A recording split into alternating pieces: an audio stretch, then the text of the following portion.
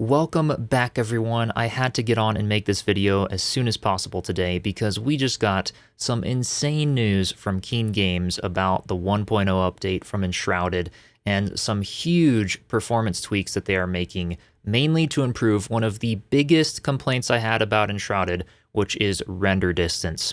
So I don't have to say very much. Let's go ahead and react to this latest video that they just posted because these updates are huge. Today we're going to be taking a look at some of the work that's going on to help make Enshrouded run better.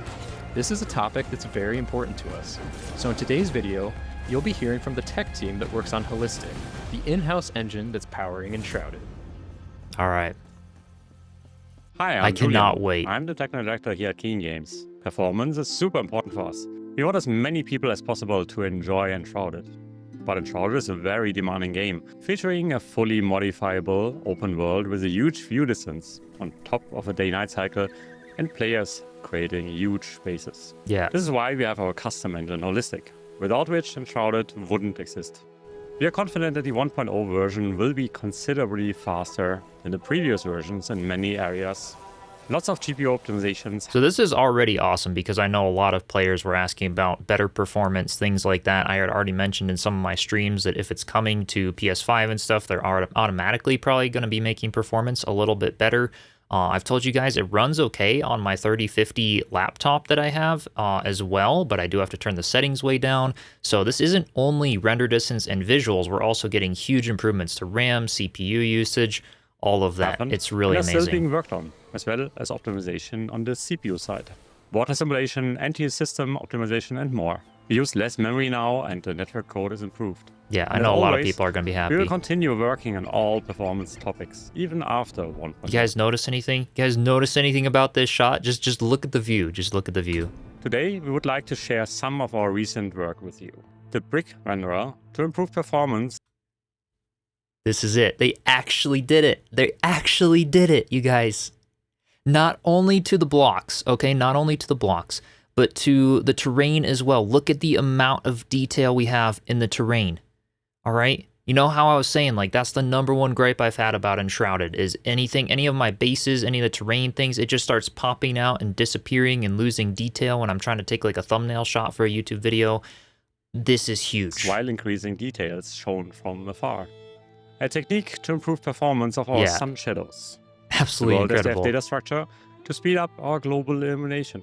Our current plan to improve the performance of point lights, reducing VFX permutations to improve shader compilation times. Let's dive into a bit more detail, starting with Florian talking about the brick renderer. Hi, I'm Florian. This is my favorite part. I'm a senior engine and graphics programmer, and recently I've been working on the new terrain system for Enshrouded. We call it the brick renderer. What does it do? Well, one of our main problems with world geometry is that all of it can be changed by the player.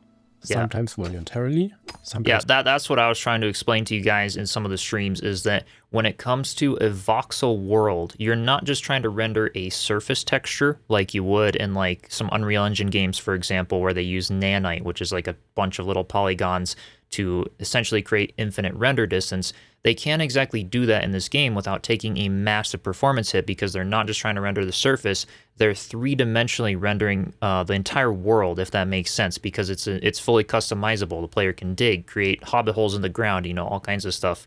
So this is really incredible what they're doing. And you can see the whole game world from some places. So we absolutely want to keep a high view distance, but we were not happy with the detail loss in the distance. Yeah. Converting all this voxel data into triangles is a big bottleneck, especially when we want to increase the details seen at a distance. Instead of converting voxel data into triangles, we now create little bricks filled with a compact surface representation called... They actually freaking did it. This is their version, you know, for lack of a better word, their version of nanite, so to speak. They're actually freaking doing it. ...and distance fields. We can stream them in or create them on demand based on GPU feedback.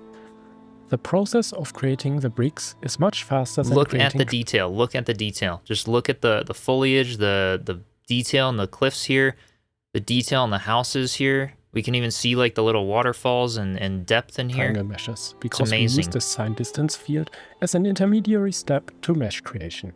Yeah. The small bricks are very nicely suited to culling mechanisms, so we submit less work to the GPU than before. Yeah. Additionally, So it's more performance friendly with having farther render distance. The biggest thing I was suggesting for them is that they just add like a slider and stuff. We had asked the dev about that on one of the interviews I did here on the channel with them. And having a slider just for higher end computers could be nice, just to like push that render distance a little farther, but you're still compromising, especially for those who have lower end PCs.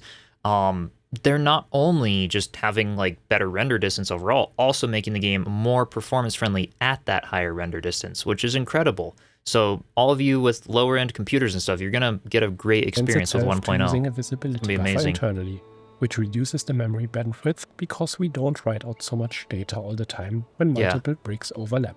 Look at this, look at this.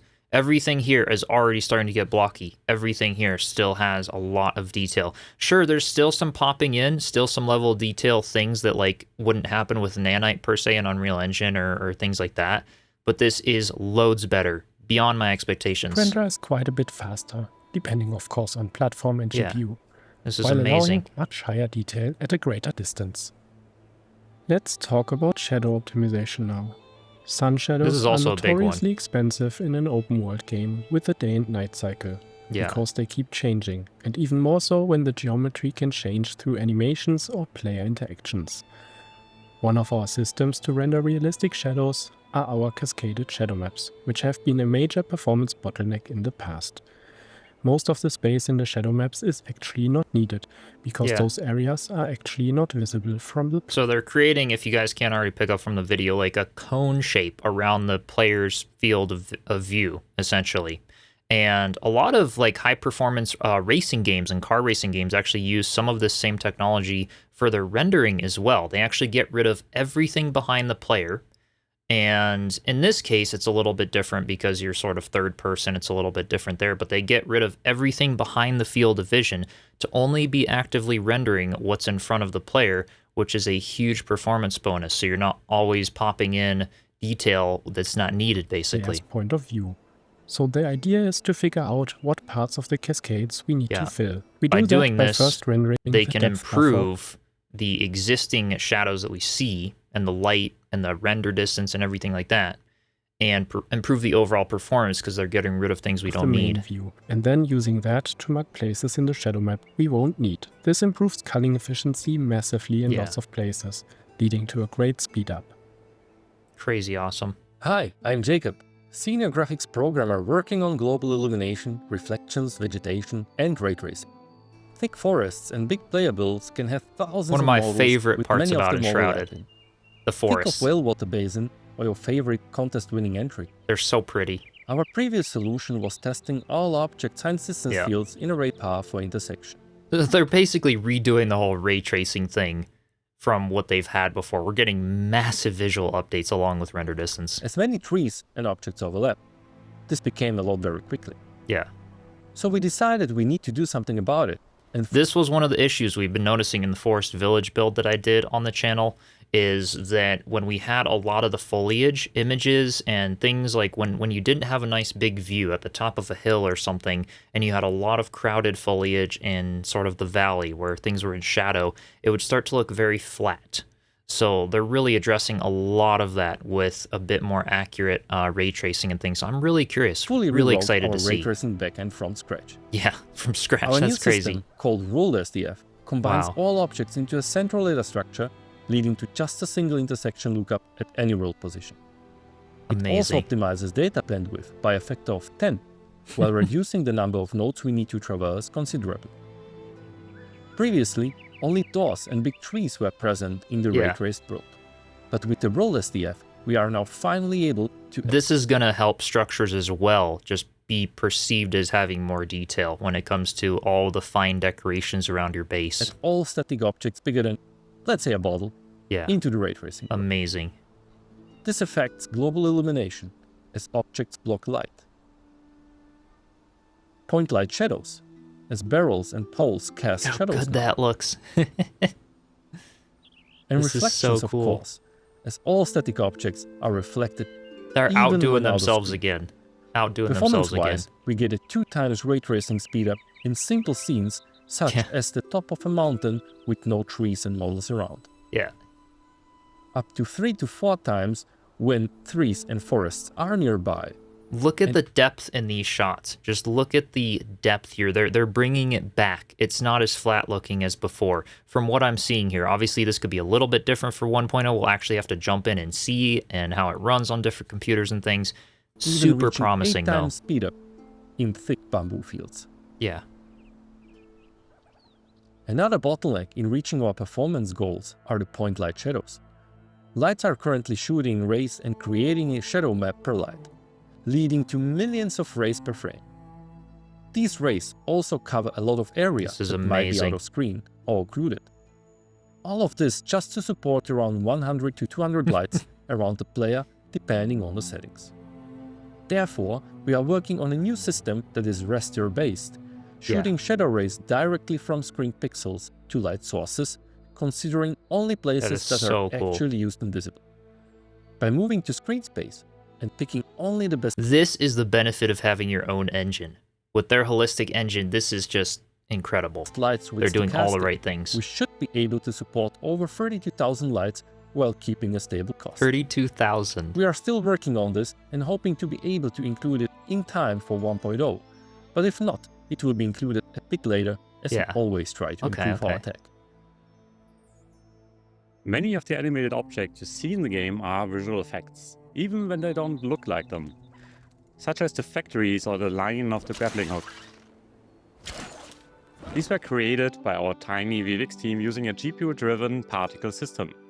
This process resulted in thousands of different unique shaders. We are working our way to combine lots of these into fewer, more complex ones. This will reduce the number of the shaders dramatically and will speed up the initial shader So many performance upgrades. But it's a lot of work because we can't break the existing VFX, and as I mentioned, we only have a small VFX team, so this will be an ongoing effort. The shaders we ship with the game are not the final ones. Each player's GPU driver needs to translate them into the installed GPU's machine code. This process needs to happen again whenever we change the shaders or when the driver updates. This is not an issue on consoles because the same console model all share the same hardware. So we are able to do the compilation process offline and ship the final. This was the big thing. A lot of people would come on my streams, oh, it runs completely fine for me. Someone else with like even a higher end computer than the other person, like, oh, I'm having issues with this, having issues with that. It's a big thing trying to make it run on tons of different hardware. That's a big thing. Thank you for sticking around for such a long video. We know this topic is a bit technical, but we thought we could provide some insight into what makes Enshrouded tick and what we're doing to make it even better. We hope that you're excited for the full release of Enshrouded on PC and PlayStation 5 on October 15th. Check out our channel to find more of what we're cooking. Heck yeah. This is so freaking amazing, you guys. I am so stoked about this news. I was not expecting this many updates for 1.0. And this is just the performance side of things. They also dropped a video before this going over some of the things that they're planning on adding and tweaking when it comes to the gameplay and quality of life stuff and some of the fighting mechanics and all of that. They'll probably be dropping some more between now and October 15th when it comes out, so do be sure you're subscribed to the channel. I'll try to cover as much as possible, maybe even do some more Q&A style streams and some videos going over everything we know so far about the 1.0 update. But I am going to leave a link to this original video in the description. Keen did such an amazing job. I love their explanation of things. This is absolutely incredible. This was one of those things that I never thought would actually happen to this degree with Enshrouded, and it looks like it might actually happen. So absolutely incredible. Well done, Keen Games.